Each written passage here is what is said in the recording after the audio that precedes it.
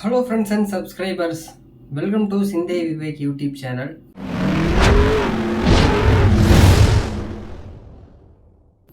இன்னைக்கு நம்ம இந்த வீடியோவில் தாவேகா மாநாடு இரண்டாவது மாநில மாநாடு நடந்த மதுரையில் என்னென்ன சம்பவங்கள் நடந்தது, என்ன மாதிரி எந்தெந்த கட்சிகளை விமர்சிச்சாரு அப்படிங்கிறத நம்ம தெளிவாக பார்க்க போகிறோம். ஓகேவா?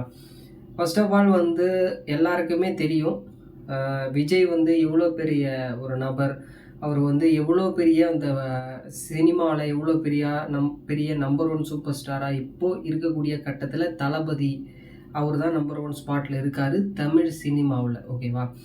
அதை அவர் விட்டுட்டு ஐ திங்க் அவருடைய அந்த பீக்கில் இருப்பான்னு சொல்கிறோம் இல்லையா, பீக்கில் இருக்கக்கூடிய அந்த சினிமாவுடைய அந்த சூப்பர் ஸ்டார் லெவலில் இருக்கக்கூடிய அவர் அதை விட்டுட்டு அரசியலுக்கு வந்தார். அரசியலுக்கு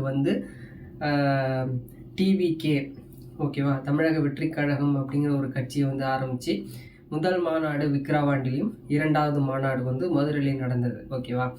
அதே போல் ஃபஸ்ட்டு மாநாடுலேயும் சரி, முதல் மாநாடுலேயும் சரி, ரெண்டாவது மாநாடுலேயும் ஒரே சேம் தான். திமுகவையும் பாஜகவையும் எதிர்த்தார். அதிமுகவை ஃபஸ்ட்டு முதல் மாநாட்டில் மறைமுகமாக விமர்சித்தார். பட் ஆனால் ரெண்டாவது மாநாடில் என்ன சொன்னார் அப்படின்னா, எம்ஜிஆர் ஜெயலலிதா அவர்கள்லாம் கட்டி காத்த கட்சி இப்போது எப்படி இருக்குது, தொண்டர்கள் ரொம்ப மனவேதனையில் இருக்காங்க அப்படின்னு சொல்லி டைரெக்டாகவே விமர்சித்தார். அதுக்கு நிறைய எடப்பாடி பழனிசாமி, நேரு நிறைய பேர் விமர்சனம் பண்ணாங்க. ஓகேவா? அதுக்கப்புறம் பாஜக பார்த்தீங்க அப்படின்னா நல்லா விமர்சித்தார். அதுக்கப்புறம் பார்த்தீங்க அப்படின்னா திமுக தலைவர் ஸ்டாலின் அவர்களை பார்த்தீங்க அப்படின்னா ரொம்பவே விமர்சிச்சிருந்தார்.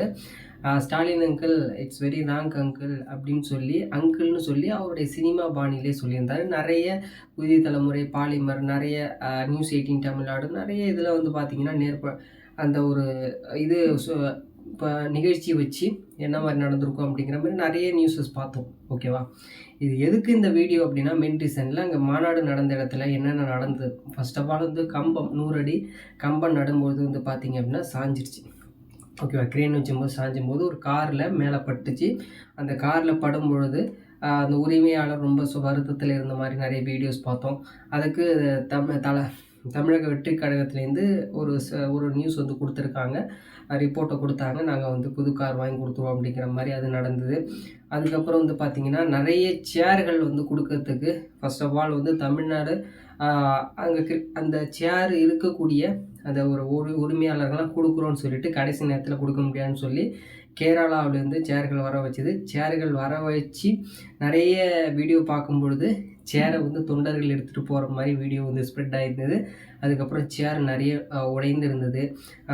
இதுக்கப்புறம் கேரளாவிலேருந்து சேர் வருமா அப்படிங்கிறது நம்மளால் ஒரு யோசிக்க வேண்டிய விஷயமா இருக்குது. அதுக்கப்புறம் தண்ணீர் பாட்டில், அவருடைய விஜயோடைய ஃபோட்டோ போட்டு தண்ணீர் பாட்டில் இருந்தது. அந்த தண்ணீர் பாட்டிலையும் தொண்டர்கள் எடுத்துகிட்டு போனதாக நியூஸஸ் ஸ்ப்ரெட் ஆகிட்டு இருக்கு.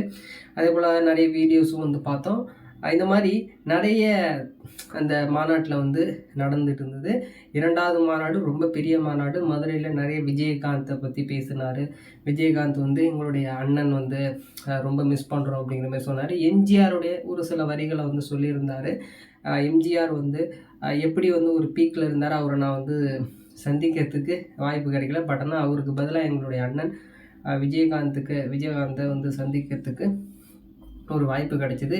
ஃபர்ஸ்ட் ஆஃப் ஆல் அவர் நடித்த படத்தில் பார்த்திங்கன்னா விஜயகாந்த் தான் அவர் இப்போ பீக்கில் இருந்தபோது இவருக்கு ஒரு ரோல் கொடுத்து அதுக்கப்புறம் தான் கொஞ்சம் கொஞ்சமாக வந்தார் விஜய். அப்போ வரும்பொழுது கில்லி, மாஸ்டரு, கத்தி, இந்த மாதிரி ஒரு பீக்கில் ஒரு 2000 அந்த கில்லிக்கு அப்புறம் அந்த மூவிஸில் எல்லாமே நிறைய அவருக்கு பெரிய அளவில் வெற்றியை கொடுத்ததுனால அவர் பீக்கில் இருந்தார். இப்போது தளபதி அப்படின்னாலே பார்த்திங்கன்னா ஒரு நிறைய பேர் சொல்லுவாங்க தளபதி அப்படிங்கிறவர் ஐ திங்க் நல்ல ஒரு இப்போ பொலிட்டிஷியனாக தெரியுறாரு. இப்போது என்ன கண்டிஷன்ஸ் இருக்குது அப்படின்னா, ஒரு பக்கம் இப்போ இருக்கக்கூடிய இளைஞர்கள் நாம் தமிழர் கட்சி, ஓகே, நாம் தமிழர் கட்சி, தமிழக வெற்றி கழகம், பாரதிய ஜனதா கட்சி, திமுக, திராவிட முன்னேற்ற கழகம், அனைத்து இந்திய அண்ணா திராவிட முன்னேற்ற கழகம், ஓகே, இது மாதிரி ஒரு 5 பிரிவாக இருக்குது.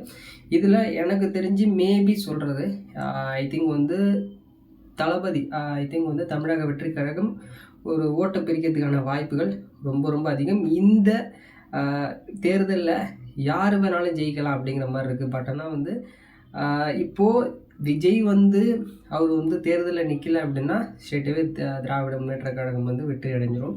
ஏன்னா வந்து ஓ பன்னீர்செல்வம் இல்லை, அவரும் வந்து நிறைய 3 முறை முதலமைச்சர், ஒரு சில ஓட்டு வங்கியெல்லாம் வச்சுருக்காரு. இப்போ கூட பலாப்பழம் சின்னத்தில் வந்து ஒரு தொகுதியில் போட்டியிடும்போது நிறைய வாக்கு பெற்றிருந்தார்.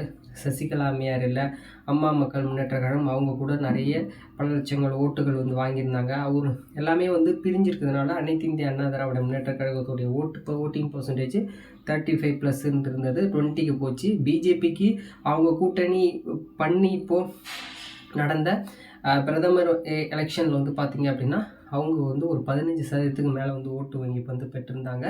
அதிமுகவுடைய ஓட்டு வங்கி எல்லாமே சிதறி போய் அனைத்து பாஜக அந்த மாதிரி வந்து நிறைய கட்சிகளுக்கு வந்து போயிருந்தது. பாமகவுக்கு அந்த 5% ஓட்டு வந்து பார்த்திங்கன்னா ரொம்ப காலத்துலேருந்து வந்துகிட்டே தான் இருக்குது. 5, 4, 6 அப்படிங்கிற மாதிரி இருக்கிறதுனால இப்போது இந்த எலெக்ஷனில் விஜய் தமிழக வெற்றி கழகம் நிறைய ஓட்டை பிரிக்கலாம், அது ஒன்று. அதுக்கப்புறம் வந்து பார்த்திங்க அப்படின்னா நாம் தமிழர் கட்சி, இந்த இளைஞர்கள் நாம் தமிழர் கட்சி தமிழக வெற்றி கழகம் ஓட்டை பிரிக்கிறதுக்கான வாய்ப்புகள் இருக்கும்.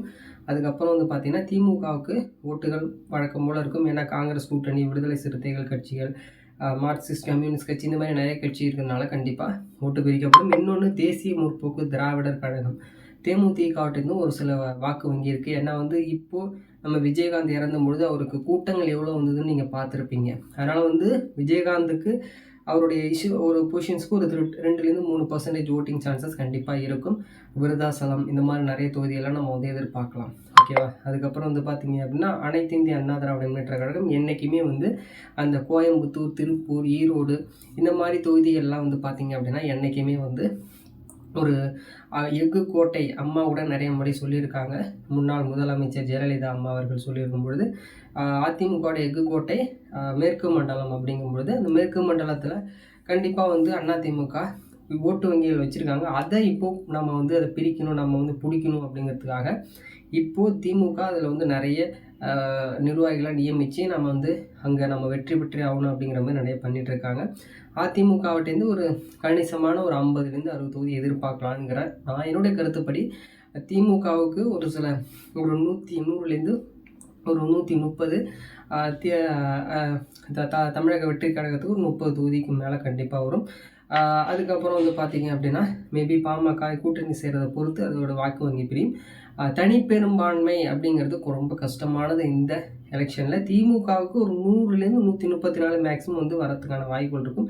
மீதி தளபதி தமிழக வெற்றி கழகம் பிரிக்கலாம், அஇஅதிமுக பிரிக்கலாம், அந்த மாதிரி வந்து நிறைய சான்சஸ் இருக்குது. என்னுடைய கெஸ் படி 2026 எலெக்ஷன் விஜயை பேஸ் பண்ணி மட்டும்தான் இருக்கும். ஏன்னா விஜய் எவ்வளோ ஓட்டை பிரிக்கிறாரோ அதை பேஸ் பண்ணி தான் வந்து அந்த எலெக்ஷன் ரிசல்ட் வந்து மாறும். ஏன்னா இப்போது நீங்கள் இப்போ எலெக்ஷன் முடிஞ்சது இல்லையா, 21 கூட நிறைய முறை வந்து பார்த்தீங்க அப்படின்னா ஒரு சில வாக்கு வங்கி வித்தியாசம்லாம் தோற்றாங்க. பட் ஆனால் ஓட்டிங் பர்சன்டேஜ் வந்து சேம் லெவலில் தான் இருந்தது. அதனால் இந்த பக்கம் நாம் தமிழர் கட்சி, தமிழக வெற்றி கழகம், இந்த 2 அணியும் எவ்வளோ ஓட்டை பிரிக்குது அப்படிங்கிறத பொறுத்து வந்து நம்ம பார்க்க முடியும். அப்படிங்கிறத தெளிவாக நம்ம யூகிச்சிக்கலாம். எனக்கு தெரிஞ்சு first of all DMK, second வந்து அஇஅதிமுக, தேர்டு அண்ட் தேர்டு வந்து பார்த்திங்கன்னா மேபி தளபதி தமிழக வெற்றி கழகம் வரலாம், நாம் தமிழர் கட்சி வர்றதற்கான வாய்ப்புகள் இருக்கும். இதுதான் டாப் 4ஆக இருக்கலாம். மீண்டும் திமுக வந்து ஆட்சி பிடிக்கிறதுக்கான வாய்ப்புகள் இருக்கும். இல்லை எம்ஜிஆர் மாதிரி வந்து முதல்லே வந்து நிறைய தொகுதிகளை வெற்றி பெற்று தமிழக வெற்றி கழகம் வாய்ப்பு இருக்குமா அப்படிங்கிற ஒரு கெஸ்ஸிங் இருக்குது. ஆனால் நம்மளோட ஒரு தாட் என்ன அப்படின்னா, இவ்வளோ கூட்டம் கூடுதோ அப்படிங்கிற மாதிரி நம்ம பார்க்கும்பொழுது ரசிகர்கள் தான் அதிக பேர் வராங்க. இவங்க எல்லாமே ரசிகர்கள் ஓட்டு போடுவாங்களா அப்படிங்கிறது நம்மளால் வந்து யூகிக்க முடியல. அதை பொறுத்து வெற்றி வாய்ப்பு இருக்குது அப்படிங்கிறது என்னுடைய தனிப்பட்ட கருத்து. உங்களுடைய தகவல்கள், உங்களுடைய நான் சொல்ல விரும்புகிற உங்களுடைய இதை வந்து சொல்லுங்கள். யார் வந்து 2026 எலெக்ஷனில் வந்து வெற்றி பெறுவாங்க அப்படிங்கிறத சொல்லுங்கள். வீடியோ பிடிச்சிருந்தால் like and share and support பண்ணுங்கள். நெக்ஸ்ட் வீடியோவில் வந்து பார்க்கலாம்.